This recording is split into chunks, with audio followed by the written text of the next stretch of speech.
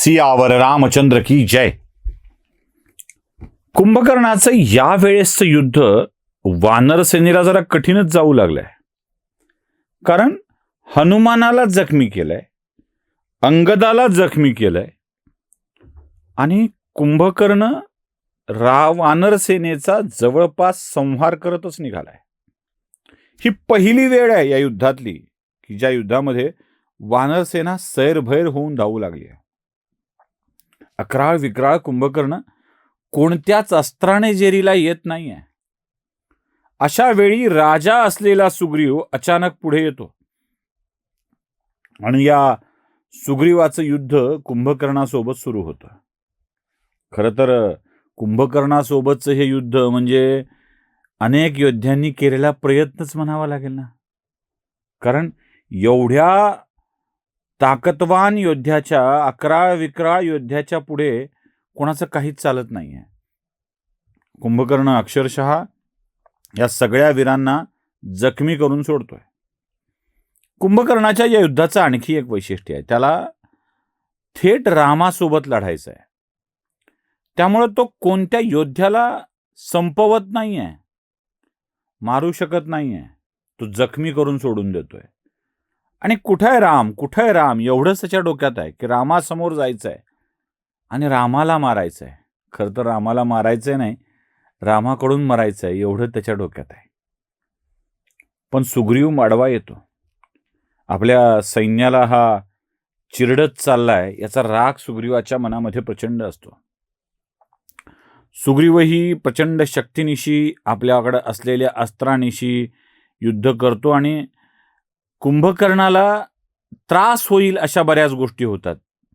म्हणजे सुग्रीवानी टाकलेल्या गदा, सुग्रीवानी मारलेले बाण, सुग्रीवानी फेकलेले भाले याने कुंभकर्णाचं शरीर जरा रक्तबंबाळ होऊ लागतं ना कुठे कुठे अधूनमधून. तो जास्तच चिडतो आणि चिडलेला कुंभकर्ण आता एक निर्णय घेतो की या युद्धाचा शेवट करण्यासाठी हा एक चांगला पर्याय आहे. तो आपला हात लांबवतो आणि सुग्रीवाला थेट आपल्या हातामध्ये कैद करून घेतो. थेट असं पकडतो. आता सुग्रीवाला पकडल्यानंतर कुंभकर्ण हे युद्ध सोडतो आणि विचार करतो की सुग्रीव हा वानर सेनेचा राजा, किष्किंधेचा राजा, म्हणजे आता जे सैन्य लढायला आलंय ते सगळं सुग्रीवाच्या राज्यातलं सैन्य आहे. राजा कैद करून रावणाच्या पुढे उभा केला की त्याच्या सुटकेसाठी हे युद्ध थांबवता येऊ शकेल. राजाचा पराभव, सैन्याचा पराभव, सोपं आहे. याला आपण घेऊन जाऊ आणि सुग्रीवाला ताब्यात घेतलेला, कचाट्यात पकडलेला कुंभकर्ण पाठ वळवून लंकेकडे जायला लागतो.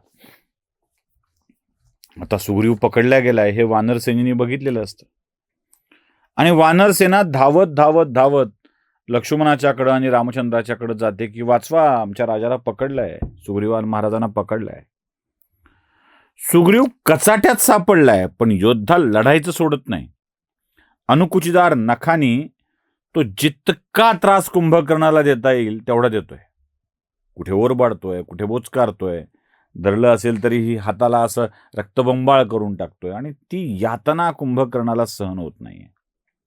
तो सारखा इकडून इकडे पकडतोय, त्या हाताला रक्तबंबाळ केलं जात आहे. कधी अचानकच कुठे जिथपर्यंत हात पोहोचेल तिथपर्यंत जाऊन त्याला ओरबाडतोय. हे सगळं सुग्रीव आपल्या सुटकेसाठी करतोय. जीवाच्या आकांताने तो सुटकेसाठीचे प्रयत्न करतोय. हाच आकांत कुंभकर्णाला त्रासदायक ठरतोय. सुग्रीवाला कुंभकर्णाने पकडलंय हे लक्ष्मण बघतो त्या युद्धभूमीवर आणि लक्ष्मण रामचंद्रांच्या परवानगी शिवायच युद्धाला सुरुवात करतो. कारण वाचवणं आवश्यक आहे ना. सुग्रीव मित्र आहे, कुठली इजा पोचली नाही पाहिजे. लक्ष्मण आपल्या बाणांनी कुंभकर्णाला जर्जर करून टाकतोय, एकानंतर एक एकानंतर एक एकानंतर एक.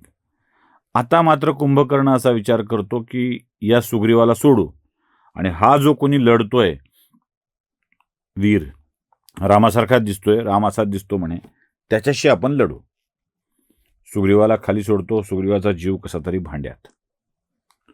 आणि मग वळून कुंभकर्ण या लक्ष्मणाच्या विरोधात लढाई करण्यासाठी सज्ज होतोय.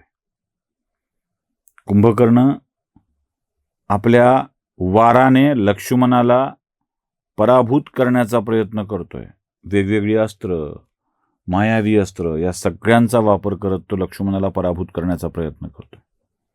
पण लक्ष्मण प्रचंड शक्तीनिशी, धैर्यानं, शौर्यानं या कुंभकर्णाचा सामना करतोय. आता बघा युद्धभूमीवरची स्थिती काय आहे.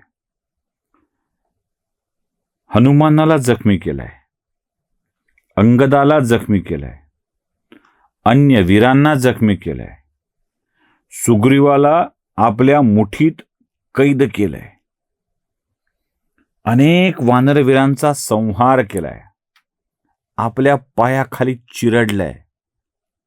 पण कुंभकर्ण काही पराभूत होत नाहीये. अशा वेळी लक्ष्मण कुंभकर्णाचा सामना करतोय. धैर्य गळालेलं असलं, विश्वास डळमळीत होऊ लागला की वानर सेनेत अवस्था काय असेल विचार करा. सारखी चुळबुळ चुळबुळ चालली आहे. हा जिंकू शकेल, लक्ष्मणाला पराभूत करता येऊ शकेल याला, की हा लक्ष्मणाची अवस्था अन्य वीरांच्या सारखी करणार आहे, काही कळत नाहीये. पण कुंभकर्णाने टाकलेल्या प्रत्येक अस्त्राचा सामना लक्ष्मण करतोय. त्या कुंभकर्णाच्या अस्त्राचा बिमोड करणे, ती परतवून लावणे, ही सगळी कामं चालू आहेत. एक वेळ तर अशी येते की लक्ष्मण आपल्या बाणाने कुंभकर्णाला जर्जर करायला लागतो. कुंभकर्ण या लक्ष्मणाच्या युद्धाने प्रसन्न होतोय. काय युद्ध आहे बघा तुम्ही. म्हणजे शत्रू उत्तम पद्धतीनं लढतोय, तो आपल्या प्रत्येक अस्त्राचा सामना करतोय. हे त्याचं कौतुक वाटावं आणि ते व्यक्त करावं युद्धभूमीवरती. कुंभकर्ण युद्ध थांबवतो, पण तू लक्ष्मण आहे, मला कळलंय तू लक्ष्मण आहेस म्हणून, पण तू ज्या पद्धतीने लढतोयस ना, मला आवडलं. म्हणजे आत्तापर्यंत माझ्या अस्त्राचा बिमोड करणारं एकही अस्त्र या युद्धभूमीवर चालवलं गेलं नाहीये.